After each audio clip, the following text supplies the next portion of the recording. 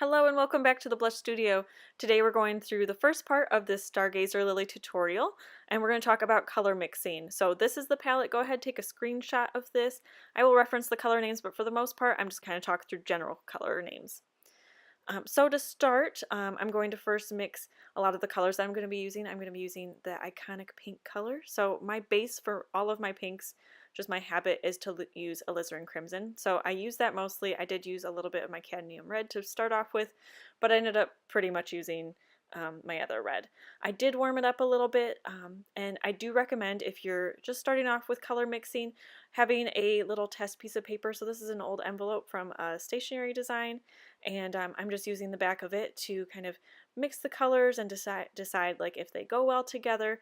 I'm pretty good with color, so I don't usually have to mess with this as much unless it's a color that I'm not used to working with. Now I'm going to start making my greens. I am going to have two separate greens, but I do want them to be related, so or to like kind of be almost the same color. So I'm going to be switching back between the two a lot. You'll see that I'm adding a lot of red into my green, and that's because I do want it to be fairly desaturated. So complements, red and greens are complements. If you mix them together, they'll add a more of a brown tone or black if you're really good at mixing. And so that helps to desaturate it. Another trick, which is what I'm doing on the lower half, is adding white, which will naturally desaturate everything, but it will prevent it from becoming dark. So the lower half there's a lot of white in there, and then there's some yellow, so it's a little bit brighter. And then the top half is just a darker desaturated green. I did mix a little bit of purple. I don't use it a whole lot in this painting. I use it more for the second half of the video. But now that I have my colors kind of figured out and started, I'm going to just start painting. Now I tend to kind of chicken out with just starting a painting off, and so I tend to like to start with something that is kind of easy and a no-brainer. So something that is either very dark, so I don't have to worry about it getting too dark too fast or not being delicate enough, or something that is just pretty straightforward. So you can see here that I started with the stem, and then I'm going to go into the leaves as I start to gain a little bit more confidence. Now for this first half, am using a slightly looser style of painting methods. So not really loose watercolor flowers, but I'm really just going in, I'm filling things in, I'm adding in some of the shadows right away just so that you can have an idea of the shape of the individual elements without necessarily having all of the detail. And in the second video, if you're interested in seeing more of how I bring the detail out in each piece, we'll talk more about that. So I'm just going through, I'm adding the main values for each of the leaves and kind of getting everything blocked in. So you can see on the first leaf on the right hand side, there's a little bit of a shadow already. You can see where that leaf kind of underlaps. And then the leaves in the backs. Now, one thing I've mentioned in my top five watercolor tips is that the leaves in the back should be lighter, and so you can see I mixed a slightly lighter color of green just so that those fall back behind this second lily petal that I'll be painting here soon. Now I do have everything already sketched out, if you can't tell. I have a pretty detailed sketch that I'm following, and that's just kind of how I like to use watercolor, at least in this more detailed style, and it just helps me to go in with confidence, and really drawing is my strength, so I like to start off with my strong suit rather than painting, which is something that I've started doing more recently. If you're not confident in your drawing skills, I have a 5-day tutorial which is super easy to follow, and I can kind of help you through some of my favorite tips and tricks for getting started with flower drawing. So a couple thousand of us have taken it now, and I'd love to kind of help you through some of those struggles and just gaining some confidence with drawing, and then eventually leading to more confidence in your watercolor. All right, let's get started on this lily. Now I'm going to zoom in here because, again, this is a little more detailed. This is the iconic part of the lily, especially a stargazer lily. So I'm just filling in the whole piece, the whole petal, working petal by petal with some, like a light wash. And then I'm going to go in and just continually dab more pigment in these concentrated sections at the center of each petal.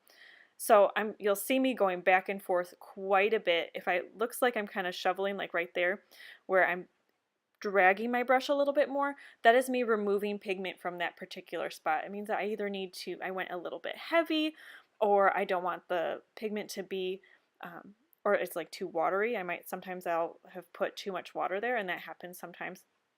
But that's just kind of me messing around.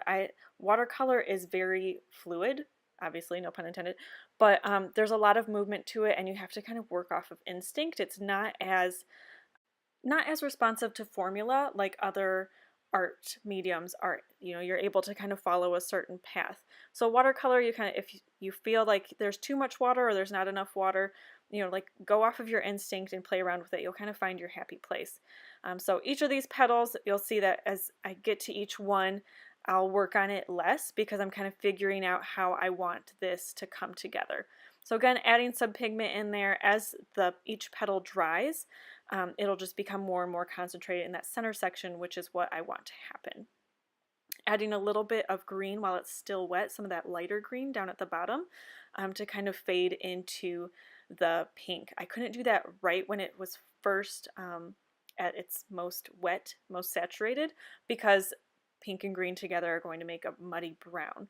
But when you look at a stargazer lily, it does have that beautiful gradient from the pink into the green. So I did want to include it, but one way to prevent those colors from becoming muddy or gross would be to wait until the one color is a little bit more dry so that they blend a little bit nicer. So again, just working petal by petal, trying to get things figured out. These petals in the back behind these little stems were particularly difficult, and so I was really trying to be patient with these. So again, moving section by section, I'll go back and forth.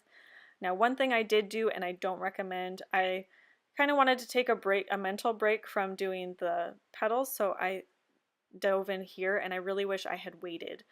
They ended up getting a little bit muddy, and so I had to fix them later, which I'll show you in part 2 of this series, and I just found that it was really frustrating. So I wish I had waited. I did end up waiting with the second lily over there on the left that we'll get to, but I wish I had done it for both of them.